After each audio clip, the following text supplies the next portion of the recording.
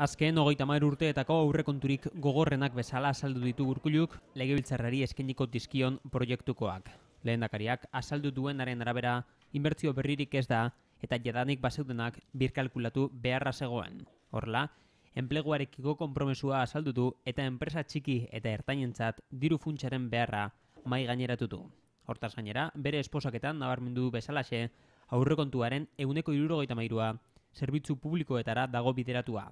Gastu sozialaren partida alere, 713 milioitan etorri da gainbera, orotara kontuek dituzten 1.250 milioi euro gutxiagoko parte handi bat, hain zuzen ere.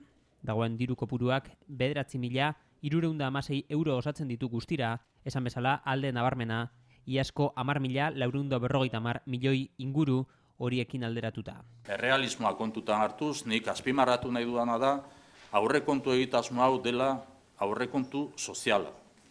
Euskal gizarteak momentu honetan 2013 urtean aurrekaria kontutan hartuz, egungo egoera kontutan hartuz eta etorkizunera begira sendotu nahi ditugu oinarria kontutan hartuz, Euskal gizarteak behar duen aurre egitasmoa.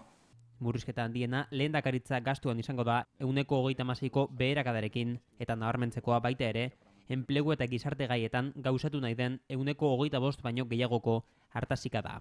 Osasun eta hezkuntzak beherakada apalagoak izan ditu 4 eta 10 urren ez urren. Urkullu beraren hitzetan planteaturiko zenbakiak aukera bakarra dira egungo testuinguruan. Izan ere, azken hamarkadetako krisi sakonenean dago testuinguru ekonomikoa, sektore orotara iristen den olagarroa baita diru gabezia. Lehentasunezkoa da enpresa txiki eta ertainentzat zein autonomentzat zirkulatzailea finantzatzeko funtsa sortzea. Lehentasunezkoa da enpleguarekiko elkartasun funts bat. Lehentasunezkoa da ekonomia suspertzea ere. Renove plan berri bat jarriko dugu abian. Osasun zentroak, ikastetxeak eta etxe bizitzak berriztatzeko.